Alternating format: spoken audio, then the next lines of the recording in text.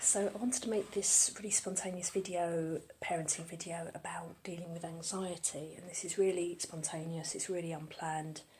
I wasn't actually sure what to record a video about this week to do with parenting, but I've been dealing with an issue with my own daughter, and I thought it was so important and it's so topical in the light of what's been going on at the moment with terrorist attacks, things happening. I won't go into the details because it's just awful. I try not to watch the news, but there's been attacks in Manchester and London. Whether they're terrorist attacks or not, they all cause terror, they all cause fear. And my little daughter, my 7-year-old daughter, has been picking up on this and getting quite anxious about it. So because they've been spoken to about what's happened at school. They do these little news programmes at school that are aimed at young children.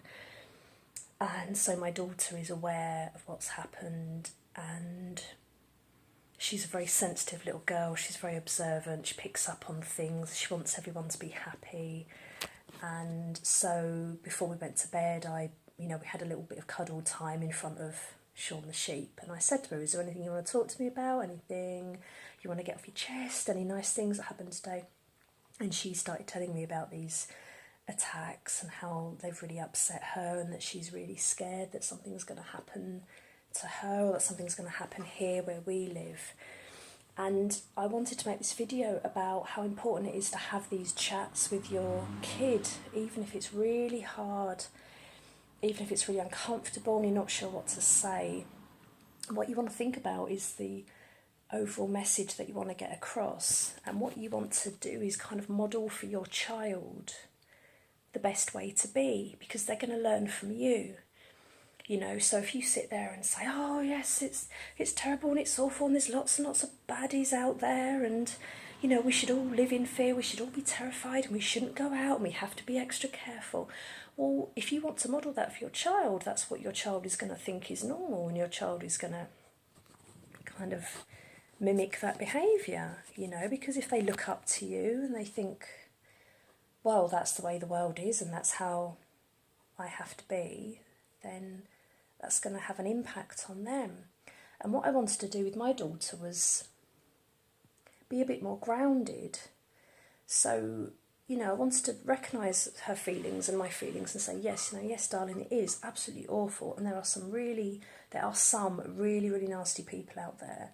But there have always been people out there who are going to hurt each other, and people out there who are going to do bad things in the name of religion. And it doesn't make religion bad, it's about people misusing religion. I don't want to get into a whole terrorism debate here, I just don't want to do it. I'm not really interested. I have my mindset about the world, and what I know and what I believe is that the world is overall a wonderful place. People are overall good people. Most people are good.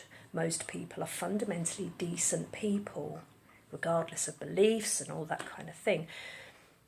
And there's always going to be nasty stuff that happens. There's always going to be stuff that we can't get our heads around, and it is so hard to get my head around. But you can't let it push you into a state of fear. You just can't do it. So the conversation I had with my daughter was kind of, we talked about feelings and, it's normal to feel anxious, but also these are a few really unpleasant people who are trying to scare everybody by hurting people. And I had a chat with her about newspapers and about, these unpleasant stories are put onto the fronts of newspapers, and they are focused on and given a lot of attention because it will sell, partly because it will sell the paper. So I said to my daughter, if the paper had a story on the front that said kitten climbs tree, I said, would it sell as many newspapers? And she said, no, mummy. And she got that, she understood that at 7. She's really bright. And I said, so newspapers and the news will focus on the negative, horrible stories because that's what catches people's attention. But these are just 2 stories or 5 stories or 1 story out of billions of stories all over the world which aren't to do with terrorism. So I had a chat with her about that, and I said about you know, how we can't live in fear. And, you know, what I didn't talk, you know, I said to her, I said, I was in London recently visiting my friend. And, you know, I said, I wasn't afraid things were going to happen to me. And I said that to her, but actually thinking back, I did have a moment, because the journey going to London was really, it was the worst journey I've ever had in my life. And it started to get really frightening, because there were cancellations after cancellations. There were about 100 of us on this train, and the train got cancelled, you know, trespassers on the line. We all got told we had to leave the train. There were about 100 of us stood on the platform. It's starting to get late in the evening. I've got my friend waiting for me in London. I don't know where I'm going. I've never been to visit her before. So I was starting to feel panicky. And because it was cancellation after cancellation and we weren't really being told anything, I started to think, oh my God, I'm going to end up stranded in London. My phone was about to run out of battery. I'm not going to be able to get hold of my friend. What if, what if, what if? And I started to get these feelings of, oh my God, are we going to get bombed? Is this a build-up to a terrorist attack? Are these trespassers trying to cause fear, you know? And even as the thoughts came into my head, I started to think, no, you can't go down this route, because it is massively unlikely. And even if it does happen, there's no good that will come from sitting and worrying about it and thinking about it. So you have to assume that everything's fine until it's not, you know?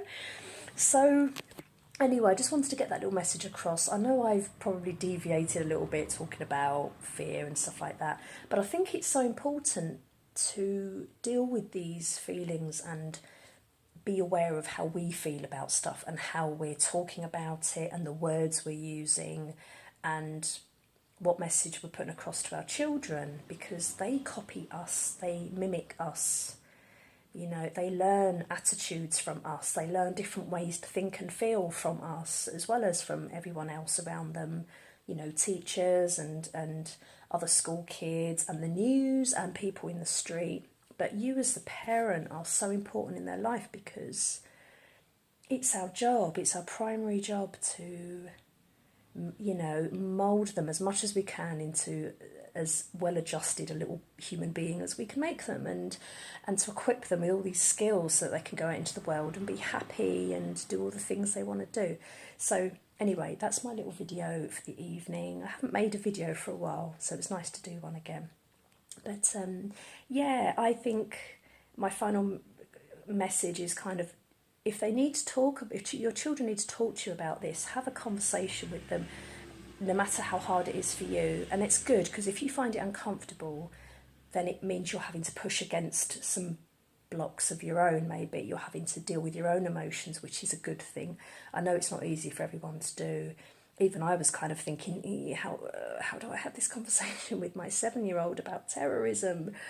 How do I do it? And I just had to think, okay, what's the overall message? You know, let's talk about all the aspects of this. Let's talk about how she feels and how I feel. And let's talk about what's propaganda and what a newspaper's there for. And, you know, good things happen, bad things happen. But we can still choose how we kind of overall interact with the world and how we feel about things and the actions we take. So anyway, I hope this has been like a useful video and an interesting video. Please like, please subscribe. I really appreciate it. As I said before, from now on I'll be doing a Wednesday parenting, a Thursday coaching, and then there'll be a bit of Friday fun or weekend fun. So something spontaneous or silly at the weekend, or a family vlog. I'll be putting those on over the weekend at some point. So hope you've enjoyed. I will catch you very soon for another video. There'll be a subscribe button somewhere lurking, probably here or maybe here. Catch you soon, everyone. Bye.